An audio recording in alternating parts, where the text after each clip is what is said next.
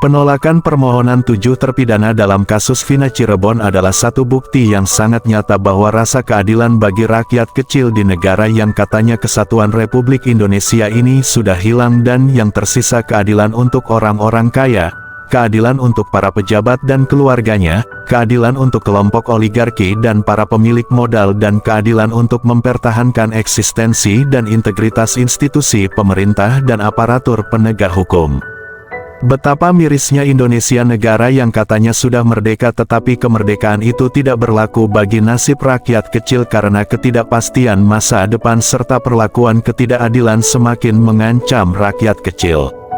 Konstitusi kita pasal 27 Undang-Undang Dasar Negara Republik Indonesia tahun 1945 secara eksplisit memberikan satu jaminan bahwa tiap-tiap warga negara sama kedudukannya di hadapan hukum dan pemerintahan, harus diperlakukan sama di hadapan hukum dan pemerintahan. Kenyataannya nasib rakyat kecil ke-7 terpidana seumur hidup dalam kasus Vina Cirebon begitu tidak dihargai oleh mereka para penegak hukum. Faktanis, sejak ditahan oleh anggota Polres Cirebon, mereka ke-7 terpidana itu sudah babak belur disiksa. Pada waktu diperiksa oleh penyidik, mereka tidak mendapatkan hak pendampingan hukum. Hal ini sesuai dengan hasil investigasi Komisi Nasional Hak Asasi Manusia yang telah diumumkan beberapa waktu lalu. Dan fakta apalagi yang belum terbuka sehingga begitu mudah Hakim Agung Mahkamah Agung menolak PK mereka? Adanya fakta bahwa praktek peradilan sesat itu begitu nyata, dan hakim pada tingkat pertama Pengadilan Negeri Cirebon telah melakukan khilafan atau kekeliruan itu sangat terang benderang. Hal ini dapat dibuktikan dengan fakta hukum sebagai berikut. Ke-1, para terpidana dituduh melakukan pemerkosaan. Faktanya hakim tidak memiliki bukti scientific evidence untuk menentukan siapa dari ke-7 terpidana siapa yang memperkosa siapa tidak memperkosa. Hakim hanya berpatokan dengan berita acara pemeriksaan yang dilakukan oleh polisi secara melawan hukum diajukan oleh jaksa secara tidak profesional, sehingga harus kita akui telah terjadi peradilan sesat dalam kasus kematian Egy dan Vina di Cirebon. Salah satu alasan Hakim Agung menolak PK ke-7 terpidana kasus Vina Cirebon adalah tidak ada novum atau bukti yang baru ditemukan. Faktanya bukti baru itu ketika Dede mencabut keterangannya dalam berita acara pemeriksaan dan hadir di ruang pemeriksaan peninjauan kembali memberikan keterangan.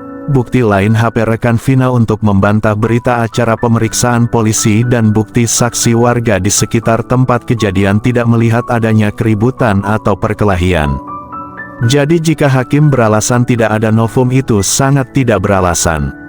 Yang jelas Mahkamah Agung sebagai simbol supremasi hukum di negeri ini sudah semakin hancur dan bukan lagi simbol keagungan tempat rakyat kecil mendapatkan rasa keadilan. Hakim yang katanya agung itu sudah berbau busuk, bahkan lebih busuk dari tumpukan sampah, tidak patut lagi dihormati dan haram hukumnya untuk diagungkan. Dia Hakim Agung yang memutuskan permohonan PK ke-7 terpidana kasus Vina tidak bekerja secara profesional. Keputusan yang diambil mencerminkan hukum di negeri ini tajam ke bawah tumpul ke atas, tidak memiliki hati nurani, tidak berintegritas. Inilah contoh hakim yang mudah menerima suap atau hakim kotor yang tidak pantas diagungkan tetapi harus dihukum seberat-beratnya. Lalu pada siapa lagi rakyat kecil di negeri ini mencari keadilan jika Hakim Agung saja begitu kotor dan norak? Masih pantaskah kita menyebutkan mereka wakil Tuhan yang mulia? Rakyat sudah lelah menghadapi perilaku korup dan jahat para penegak hukum negeri ini. Sudah mulai hilang kepercayaan rakyat dengan sistem peradilan sesat di negeri ini. Demikian liputan Suara Pembaharua Indonesia Televisi.